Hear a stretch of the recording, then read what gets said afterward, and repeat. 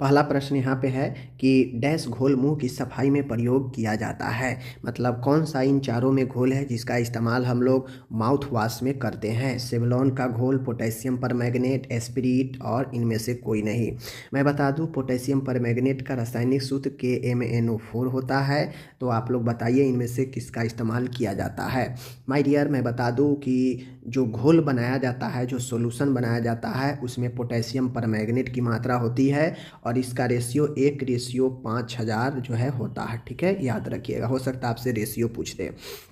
दूसरा प्रश्न है यहाँ पे, नाड़ी धड़कन की दर अगर 120 पर मिनट से ज़्यादा हो जाए तो उसे क्या कहते हैं। हम लोग जानते हैं जो पल्स रेट होता है 70 से लेकर 80 के बीच है तो नॉर्मल माना जाता है। ठीक है, 72 जो है एवरेज होता है।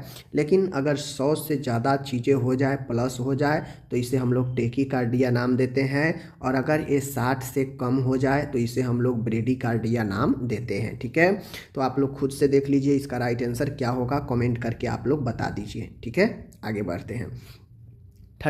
तीसरा नंबर का क्वेश्चन है, फ्लोरेंस नाइटिंगेल का जन्म जो है कब हुआ था। तो ये क्वेश्चन आप लोग सब लोग जानते हैं, इसका कमेंट कीजिए। ठीक है, 4 नंबर का क्वेश्चन है कि रबर के वस्तुओं को जो है हम लोग क्या करना चाहिए। 4 ऑप्शन है, कौन सा इसके लिए बेस्ट है रबर के वस्तु के लिए। जैसे ग्लव्स वगैरह बना होता है, ठीक है ना, तो इन सभी वस्तुओं के लिए, रबर के वस्तु के लिए हमें क्या इसमें सही है। हमेशा मोड़ कर रखना चाहिए, क्या करना चाहिए, स्थिर रखने के लिए पिन का प्रयोग करना चाहिए, गर्म पानी से धोना चाहिए, छाया में सुखाना चाहिए। तो एक रबर के बने हुए, चाहे वो दस्ताना हो, चाहे अदर भी कोई आर्टिकल्स हो, वस्तुएं हों, तो उसको जो है हमको रबर के वस्तुओं को मोड़ कर नहीं रखना चाहिए। उसको में पिन कभी भी नहीं चुहाना चाहिए। गर्म पानी से धोने में उसका आकार परिवर्तन हो जाएगा। तो ये तीनों नहीं है। राइट आंसर यही है कि अगर रबर के वस्तुओं को आप धोकर साफ कर सुखाना चाहते हैं तो आप उससे जो है शेड, छाया में सुखाइए, ठीक रहेगा। ओके, नेक्स्ट है 5 नंबर, फुट रेस्ट का उपयोग कहाँ किया जाता है। तो फुट रेस्ट का उपयोग रोगी के किसके लिए करते हैं। पैरों को सहारा देने के लिए, हाथों को सहारा देने के लिए, सिर को सहारा देने के लिए, उपरोक्त में से कोई नहीं। माय डियर, मैं बता दूं फुट रेस्ट का जो उपयोग किया जाता है वो किसके लिए किया जाता है। हाथों को गलत, सिर को गलत, उपरोक्त में से कोई नहीं गलत। तो फुट है मतलब पैरों को सहारा देने के लिए। ओके, आगे है 6 नंबर क्वेश्चन है, प्रथम पंचवर्षीय योजना डैश सन में डैश से डैश सन तक थी। तो जो 5 ईयर प्लान होता है, ये फर्स्ट 5 ईयर प्लान के बारे में पूछ रहा है। तो फर्स्ट 5 ईयर जो प्लान है कब से कब चला था। 1961 से 66, 66 से 71, 1971 से 66, इनमें से कोई नहीं। तो मैं बता दूं इसका राइट आंसर ऑप्शन डी है, इनमें से कोई नहीं। प्रथम पंचवर्षीय योजना का जो अवधि था वह आपका 1951 से लेकर 1956 तक था। ठीक है, ये है राइट आंसर। आगे बढ़ते हैं। 7वां क्वेश्चन है कि डैश ग्राम स्वास्थ्य मार्गदर्शक योजना की शुरुआत कब हुई थी। तो माय डियर, ग्राम स्वास्थ्य मार्गदर्शक योजना के जो शुरुआत है वो कब हुई थी। 1971, 1977, 1984, 1987। तो ये ग्राम स्वास्थ्य मार्गदर्शक जो स्कीम है इसकी शुरुआत जो है 1977 में, बी ऑप्शन राइट है। 8वां क्वेश्चन है, एंटी लेप्रोसी डे कब मनाया जाता है। माय डियर, मैं बता दूं एंटी लेप्रोसी डे कब मनाया जाता है। तो 30 दिसंबर, 30 मार्च, 30 जनवरी, 1 दिसंबर। 1 दिसंबर को मनाया जाता है एड्स दिवस, आपको पता है। ठीक है, विश्व एड्स दिवस। उसके बाद 30 जनवरी हमारा इसका जो है राइट आंसर होगा। ओके, आगे है 9 नंबर क्वेश्चन है, मुलादियर कमेटी का दूसरा क्या नाम है। मुलादियर कमेटी का दूसरा क्या नाम है ये हमको बताना है। ऑप्शन में है स्वास्थ्य सर्वे नियोजन कमेटी, स्वास्थ्य सर्वे विकास कमेटी, स्वास्थ्य सर्वे समायोजन कमेटी एंड इनमें से कोई नहीं। माय डियर, मुलादियर कमेटी का जो दूसरा नाम है वह आपका health survey and planning committee, ये आपका राइट आंसर ऑप्शन ए है। ये सब क्वेश्चन बहुत पूछे जाते हैं, इसमें लोग कन्फ्यूजन होते हैं कि भोर कमेटी क्या है, मुलादियर कमेटी क्या है, ठीक है ना, श्रीवास्तव कमेटी क्या है। तो ये सब याद रखना चाहिए। आगे है गोबी का अभियान संचालन किस संस्था द्वारा जो है यहाँ पे होता है? तो जो गोबी है, गोबी अभियान का संचालन FOA जो है USAID, यूनिसेफ, WHO। तो इसका right answer option number C, UNICEF के द्वारा गोबी का संचालन किया जाता है। महिला दिवस कब मनाया जाता है? माय डियर, महिला दिवस जो 7 मार्च, 8 मार्च, 7 मई, 8 मई। तो राइट आंसर क्या है? आप लोग इसके राइट आंसर को कमेंट कीजिए। ओके, 12 नंबर का क्वेश्चन है, चड्ढा समिति का गठन किस वर्ष में हुआ था? चड्ढा समिति का गठन किस वर्ष में हुआ था? तो माय डियर ऑप्शन है 1948, 1939, 1953, 1963। तो जो अपने चड्ढा कमेटी है इसकी जो शुरुआत की गई थी, चड्ढा कमेटी की जो शुरुआत है वह अपने 1963 में, ऑप्शन डी। ओके, 13 नंबर का क्वेश्चन है, बाल विवाह अधिनियम कब लागू हुआ? तो बाल विवाह अधिनियम जो लागू हुआ कब हुआ? 1954 में, 1955 में, 1978 में, 1929 में। माय डियर, बाल विवाह अधिनियम जो लागू हुआ वो ऑप्शन डी 1929 में लागू हुआ, बट वर्तमान में इसे ख़त्म कर दिया गया और 2006 में जो है एक नया अधिनियम पारित किया गया, लेकिन ऑप्शन में अपना 1929 है, तो राइट आंसर डी है। ठीक है, 14 नंबर का क्वेश्चन है, डॉट्स थेरेपी किस लिए दी जाती है? तो ये सबको पता है, कमेंट कीजिए। ठीक है, आप लोग कमेंट कीजिए। आगे है 15 नंबर का क्वेश्चन है, राष्ट्रीय कैंसर नियंत्रण कार्यक्रम की शुरुआत कब हुई? राष्ट्रीय कैंसर नियंत्रण कार्यक्रम, national cancer control programme, NCCP की शुरुआत कब हुई? 64 में, 75 में, 78 में, 48 में। कब हुई? तो राष्ट्रीय कैंसर नियंत्रण कार्यक्रम 1975 अपना राइट आंसर होगा। आगे है 16 नंबर है, स्पंज स्नान, स्पंज बाथ के लिए पानी का तापमान कितना होना चाहिए? पानी का टेम्परेचर पूछ रहा है, कितना होना चाहिए? फ़ारेनहाइट में है सब। ठीक है, तो माय डियर मैं बता दूं कि स्पंज स्नान के लिए 108 से 10, 110 से 15, 116 से 18, 119 से 21। तो मैं बता दूं स्पंज स्नान के लिए जो टेम्परेचर होना चाहिए वह ऑप्शन नंबर अपना जो है बी है, 110 से 115 फ़ारेनहाइट। आगे है 17 नंबर, निम्नलिखित में से कौन सा दबाव बिंदु है? प्रेशर पॉइंट है। ठीक है, प्रेशर पॉइंट कौन है? जहाँ पे प्रेशर लगने से बिस्तरी घाव हो सकता है। स्कैपुला, कोहनी, कान, इनमें से कोई नहीं। तो अगर आप करवट सोएंगे तो आपको कान पर भी प्रेशर पड़ेगा, केहनी एल्बो पर तो लगता ही है और स्कैपुला पर भी लगता है। तो आपका इनमें से ऑप्शन डी राइट हो जाएगा। आगे है 18 नंबर का है कि बिस्तर घाव की रोकथाम के लिए क्या उपाय आप कर सकते हैं? 4 ऑप्शन दिया है, बताना है कि आप बिस्तर घाव के रोकने के लिए क्या क्या उपाय कर सकते हैं। प्रति 2 घंटे में शरीर की स्थिति बदलना, शरीर को नम रखना, शरीर को रगड़कर साफ करना, रोगी को बिल्कुल न हिलाना। अब देखिए कॉन्सेप्ट क्लियर होगा। बिस्तर घाव होता है तो बिस्तर घाव को रोकथाम करने के लिए सबसे फर्स्ट काम यही होता है कि मरीज को हर 2-3 घंटे में पोजीशन बदलते रहे। एक ही पोजीशन में लगातार ज़्यादा समय तक छोड़ देंगे तो वही जो है दबाव पड़ने से बिस्तरी घाव होता है। तो प्रति 2 घंटे स्थिति बदले, ये आप सही है। शरीर को नम रखेंगे, नमी होने से, मॉइस्चर होने से बॉडी में घाव होने की संभावना होती है, तो ये गलत हो गया। शरीर को अगर रगड़ेंगे तो रगड़ने से भी जो है घाव होता है, तो ये भी गलत हो गया। रोगी को बिल्कुल नहीं हिलाना, जब पोजीशन बदलेंगे तो हिलेगा ही, अगर नहीं हिलाएंगे बिल्कुल तो उससे भी जो है घाव होता है। ठीक है, तो ये आपका गलत हो गया, ऑप्शन हमारा एक सही है। ओके, आगे बढ़ते हैं। 19 नंबर का क्वेश्चन है यहाँ पे, प्राथमिक उपचार का उद्देश्य है। प्राथमिक उपचार का क्या उद्देश्य है?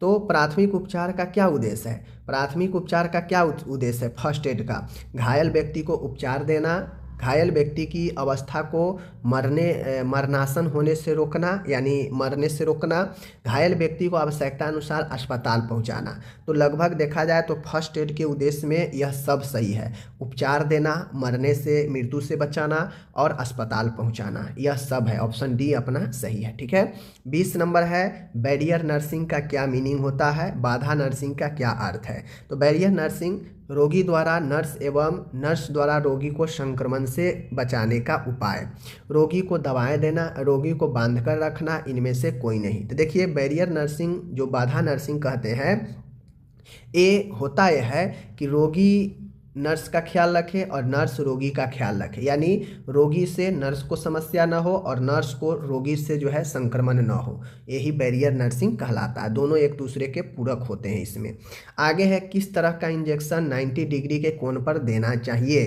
किस तरह का इंजेक्शन, इंट्रावेनस, इंट्रामस्कुलर, सबक्यूटेनियस, इंट्राडर्मस। तो माय डियर 90 डिग्री जो सीधा इंजेक्शन दिया जाता है वो मांस में दिया जाता है, ऑप्शन बी इंट्रामस्कुलर राइट है। ओके, आगे है आपको ये क्वेश्चन का आंसर देना है किस तरह का इंजेक्शन को 45 डिग्री के कोण पर देना चाहिए। तो इसका जो है आंसर आपको कमेंट करके बताना है चारों में से कौन होगा, इंट्रामस्कुलर, सबलिंगुअल, इंट्रावेनस या इंट्राडर्मल, ये आप लोग कमेंट कीजिए। आगे है 23 नंबर का क्वेश्चन, औषधि को रोजाना अधिकतम कितनी बार देनी चाहिए। मान गए कोई दवाई है, उसको अधिकतम एक दवाई को हम कितना बार दे सकते हैं, 1 बार, 2 बार, 3 बार, 4 बार। तो माय डियर अधिकतम देखिएगा ज़्यादा से ज़्यादा जो है 4 बार डॉक्टर आपको प्रिस्क्राइब करते हैं, ऑप्शन डी आपका राइट। आगे बढ़ते हैं, एक डॉक्टर है, डॉक्टर द्वारा लिखी गई औषधियों का क्या नाम है। मान गए पुर्जा पे एक डॉक्टर आपके दवाई लिखते हैं, तो वह कैसे दवाई लिखते हैं, उसका क्या नाम होता है। तो जेनरिक नाम होता है, ट्रेड नाम होता है, सामान्य नाम होता है, योग नाम होता है। तो जो डॉक्टर लिखते हैं ना वो कंपोजिशन जो है ब्रांड के नाम लिखेंगे, एक सामान्य नाम लिखते हैं, ठीक है, ये आप ध्यान रखिएगा, ऑप्शन सी। आगे है 25 नंबर, औषधिया की बोतल की कौन सी तारीख को ध्यान में रखना चाहिए।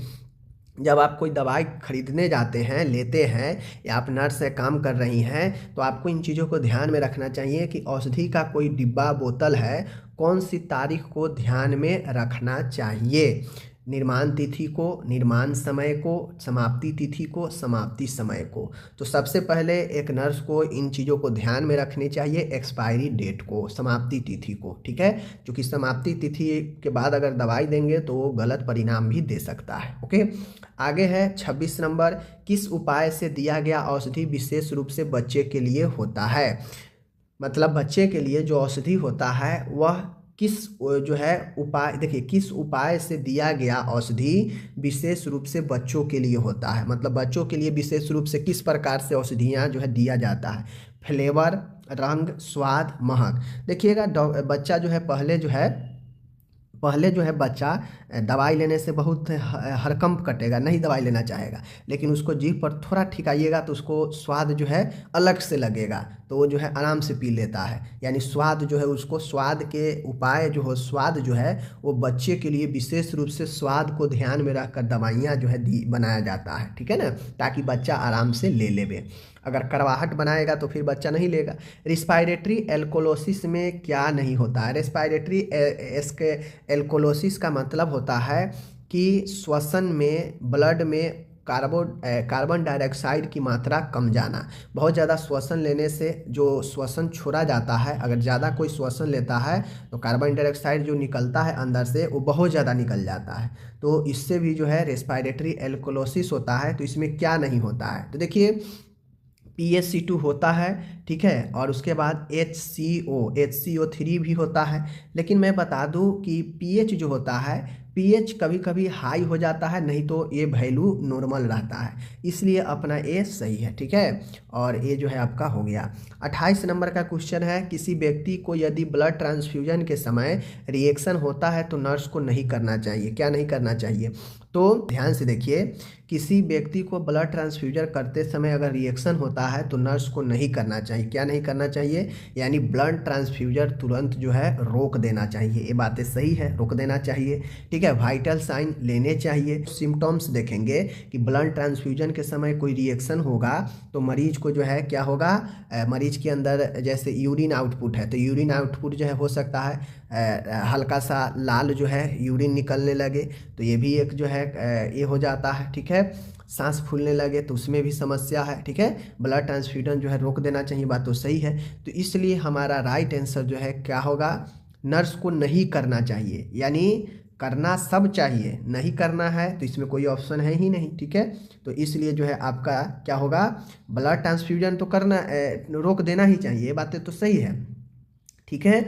उसके बाद वाइटल साइन लेने चाहिए, ठीक है। रोगी को यूरिन आउटपुट जो है देखे, तो नर्स को जो है आपको क्या करना चाहिए, ध्यान देना चाहिए इन सभी चीज़ों पर। ठीक है, आगे है 29 नंबर, इनमें से किसको ब्लड ट्रांसफ्यूजन धीरे धीरे देना चाहिए। ब्लड ट्रांसफ्यूजन इनमें से किसको धीरे धीरे देना चाहिए, किस रोगी को, लीवर के रोगी को, किडनी के रोगी को, ठीक है, या फिर जो है आपके हृदय रोगी को, या अस्थि रोगी को, तो हल्के हल्के धीरे धीरे देनी चाहिए। 30 नंबर और लास्ट क्वेश्चन है, ब्लड ट्रांसफ्यूजन देने के लिए कैनुला का उपयुक्त साइज क्या होनी चाहिए, कौन सी कैनुला, 18, 22, 24, 26। तो इनमें राइट आंसर क्या होगा, आप लोग इसको जो है कमेंट करके बताइए। ठीक है, तो यहाँ पे आज मैंने आप सभी के लिए 30 MCQ मैंने कर दिया। आप ईमानदारी से बताइए कि इस 30 में आप कितना खुद से जो है सही कर पाए हैं। ओके, मैं फिर कहता हूँ, अगर 20 आप सही कर लिए हैं खुद से तो बहुत अच्छी बात है, 20 से ऊपर जितना हो जाए अच्छी बात है। अगर 20 से आप लोग कम सही किए हैं, मतलब आपको अभी पढ़ने की तैयारी करने की बहुत ज़्यादा ज़रूरी है। ओके, चलिए मिलते हैं अगले वीडियो में, अपनी ख्याल रखिएगा, धन्यवाद।